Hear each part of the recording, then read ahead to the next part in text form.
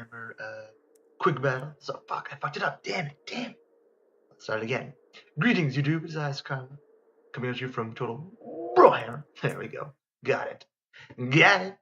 And showing you another quick battle of the Tomb Kings, and it's gonna be a short battle. It's not the most competitive battle, but really why I wanted to cast it because I gotta be honest, I am loving Tomb Kings. I think they're my favorite faction in Warhammer 2.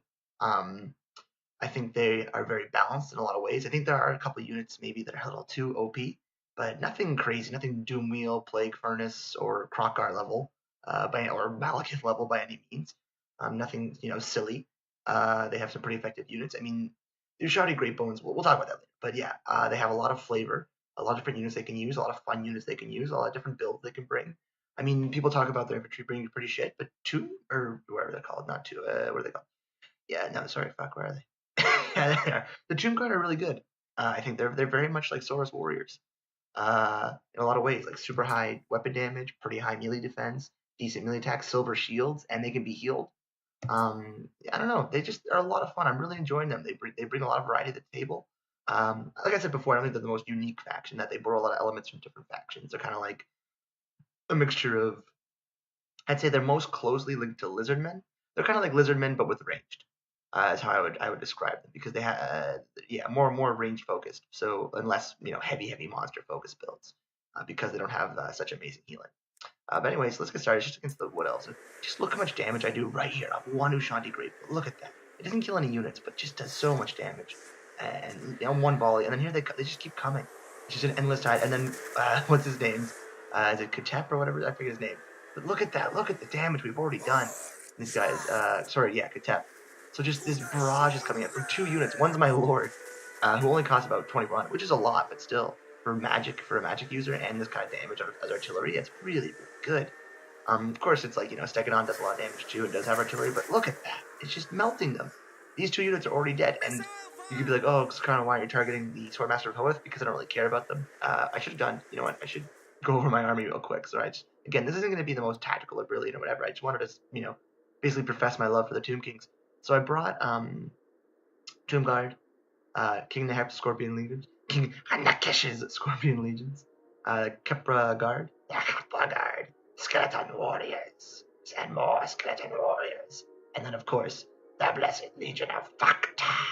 And then my favorite unit on this thing, the Eyes of the Desert, on this roster rather, who I absolutely love, and then this guy, the Sphinx of Usek.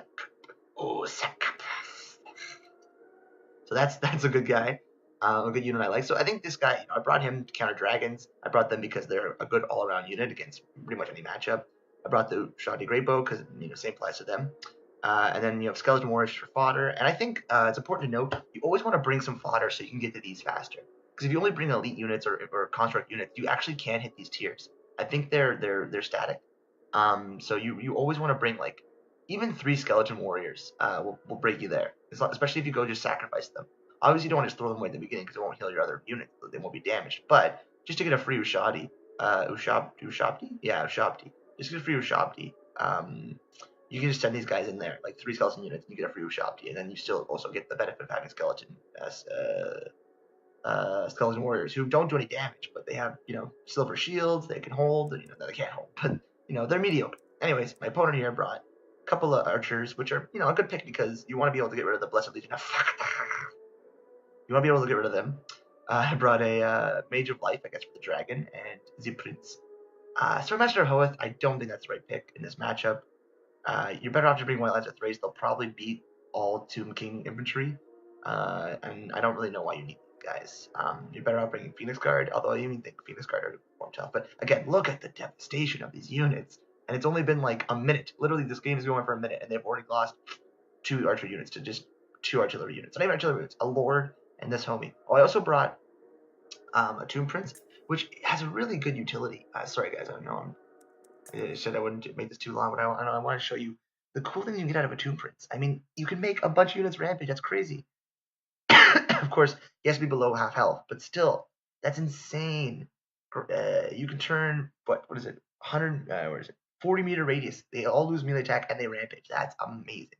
In the right situation, that could be a game changer. That's like a net of Ammontok almost being bound on this guy. Almost better because it reduces. No, it is better because it reduces melee attack and they can't control them. So I guess you can't control the damage attack. So because it reduces melee attack. So I don't know. That's a fantastic spell. And of course the Guardian trait that we saw in Regiments of Renown and Warhammer 1, Swords of Chaos. So that's just good. Obviously, I think he's a must pick really if you're gonna bring Katep, because Katep is just so weak at 20 melee defense. I mean, he just melts. So you got to bring the Tomb Prince, I think, just to provide that. He's anti-large, and his stats are quite good. Let's see the Tomb Prince stats. Yeah, 41, 53, 370, and then that's going to be on top of what's the anti-large stat. So he's getting like 66 melee attack and almost 400 weapon damage, armor piercing. He doesn't have the greatest health, and he's not the best unit, but he is just a solid guy. Anyways, my opponent here brought a couple of Reaver Archers, blocked out their infantry, a couple of Spearmen as well, a Star Dragon, and a Prince. And I think, yeah, it's a tough match. The Tomb Kings actually provide a tough matchup for a lot of factions. I think the Wood Elves, especially with the new War Dancers, or sorry, not War Dancers, Way Watchers, might have an easier time against them. But yeah, I just think the Tomb Kings have so many options against the Roby One. I think they're quite a balanced faction in a lot of regards. So I am very happy with the Tomb Kings. I think they can be beaten, but I think it's going to be tough, and I think that's how every faction should be. And then you see my opponent here flies up the Star Dragon, gets a Flame Breath, but I think it knocks out a single shot. Yeah, it kills a new shot. I love when they go like all stiff and they just tip over. I was gonna make an awful joke, but Me Too generation. Anyways, Jesus Christ, demonetized. So anyways, he's gonna charge in here. This is a big mistake. Eyes of the Desert. They have first of all, they've charged defense against large, and they're anti-large. So I get my Tomb Prince in there, and then the first thing I cast is Resurgence Incarnation of Vengeance upgraded, so he's negative 48 speed. So he's stuck, and then I get this Kevin Morris in here, and he's just gonna melt. I mean, without support, in the back line against a bunch of anti-large units, he tries to turn. He's also fighting the Tomb Prince, but he's just gonna get dusted. And then he runs into my infantry. That was just not the best play. And then also you have the Blessed Legion of over here shooting. The Great Bows are just trying to get rid of these archers. I don't really know why. I don't really have enough to shoot at. Again, I'm not worried about the Swordmasters of Hoth. I could shoot at these other Reavers, but I put these guys over here to absorb some of the shots. You can see they're almost out of ammo because of Silver Shield. I cast one of his bound spells, a Sandstorm, but it goes horribly wrong and kills all my own units. But what can you do? Sometimes that's how the cookie crumbles. Meanwhile, the dragon does escape, but with very little health. At this point, they have no answer to the Sphinx. I mean, the dragon only that can take the Sphinx. Even then, I think the Sphinx is still win. So, pardon me. So at this point, the match is already pretty much over. There's not a whole lot my opponent can do. Even with all the concentrated fire on the Sphinx, I think between healing and the Blessed Legion of Fuck in there, who lose orders, I tell them to shoot and they charge it. I didn't like that. But yeah, there's just not a whole lot they can do. They're charging with the Lyric Reavers, trying to get us around, which is a decent idea, but I mean, it's going to do, like I said, it's going to do nothing to the Sphinx, it's going to do nothing to the Eyes of the Desert. The dragon does come back, but he's getting hit by these Great Bows, which do a good bit of damage to him. He's still doing his thing. Katep is still firing off those laser beams from his Classic of Soul.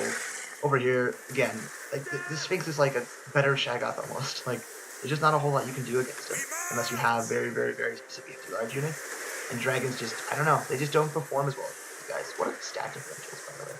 Let's look at here. So 52 60 and 60 54, but that doesn't 580, but that doesn't account for his anti-large. Man, it's an anti-large at 35, so he's doing 87 attack. Oh, melee, and he has more armor by a good shot.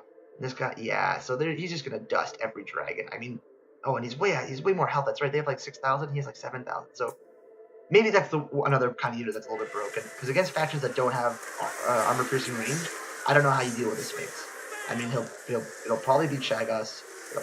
It definitely beats dragons. I mean, look, he took no damage. Of course, the dragon was mobbed, but infantry can't really do anything with it because they just charge in and out. It's super fast with like 66 speed. Yeah, 68 speed. So I mean, even like Phoenix Guard, can just charge back and forth. It's kind of like a Crossguard almost. Especially if you bring a construct or a necrotech to heal it. I mean, okay, so this unit probably needs a little bit of nerf. The Ushanti Great Bows probably need a bit of nerf. But other than that, I think they're quite a balanced faction. Like I said, they have a lot of tools they have. I like their little their thing. I can always Sandstorm off it and kill these for me. I like their Realm of Souls. I think it's a fun little gimmick, and I think that again, the Ushanti summon maybe is a little much because it does often, I don't know, push things over the edge. But yeah, I don't know. All in all, of course, there's quibbles, but I'm really happy with the Tomb Kings. They are, I think, it's safe to say, my favorite faction. I mean, my favorite faction will always be the Greenskins because of their lore and they're cute. Oh no, I didn't have the thing on. So you oh man, this video, oh, we'll see. Anyways, sorry guys. Um, so yeah, they will. Grease has always been my favorite faction because of flavor, and I like Grimgore. Like I always said, oh, I'm Grimgore, and he like just a badass. So that's fun. Um, but yeah, I think Tomb Kings are up there in terms of their lore. I think they're cool, like this old desert ancient Egyptian faction that once ruled, but now is relegated to just corpses and dust, and they want to climb their way back to greatness. I think it's cool. I think they have a lot of different units. I don't know. I'm gushing, but I'm happy. I'm very, very happy with the Doom Kings. Yeah, I think Dwarves have a good matchup against them, but I'll throw up some videos. I'm playing a lot of Doom Kings recently, so I'll throw up some videos. I think Dwarves have a good matchup. I think Dark Elves are still tough for them. Can be tough because Gaze of Malice can still easily deal with their range, pretty much all their infantry. So you get 4 free sort of infantry wipeouts with Gaze of Malice, which again I still think Gaze of Malice is a little crazy, but hey, no, I think they're a fun faction. I'm really happy with their addition. I still think there's things that need to be fixed, but chariots have been fixed in this game by and large. They don't do the kind of damage they used to do. The lizardmen aren't as dangerous as they used to be, which is I think a step in the right direction. Dragons, certain factions still struggle to deal with dragons. Certain factions still struggle to deal with a lot of things, especially the old world factions. They still have a lot of tough times dealing with certain units. Like dragons against greenskins could be a nightmare if played well. You still have some units that are a little bit, silly. Again, Doom Wheels can still just wreck front lines, so can Death Hags, and there's still some things that need to be fixed. But all in all, this is a big step in the right direction, in my opinion. I really do like Doom Kings. I'm a big fan of where the game is at. Compared to the start, it's miles better. It's like, if I'm honest, I probably would have given Total Warhammer 2 multiplayer like a C minus when it started, and now I'm definitely like C plus B minus territory. So we're getting there. We're definitely getting there. So it's a remarkable improvement in my opinion. Things I'd like to see in the future. Again, more emphasis on Cav. I still think Cav need to be buffed a bit back to where they were. Not maybe back to where they were in Total Warhammer 1 because they were the best, units. At least the way I played, I would often just throw units in the front and then just micromanage my Cav. Because if you had Cav at the end, you could easily just deal with anything. But I think the Cav needs to be a more central focus. I think anti-large Cav needs to be again back in the fold because Blood Knights and Blood Knights used to be a terror on the field. Same thing with Demigryphs. Same thing with Grail Knights. And now you just see them and you're just like, okay. You just have way less fear of them because of the emphasis this game has put on large units. But all in all, I think I'm Sekarma is pleased. So I think that's the best way to put it right now. I am quite pleased. And also I want to know, I think I brought every what are they called? Regiment of Renown. I think I brought the whole roster of Regiment of Renown because I think in this matchup they're actually all pretty good in here because you have these guys who are going to be your best answers in terms of infantry. The Blessed Legion of are great.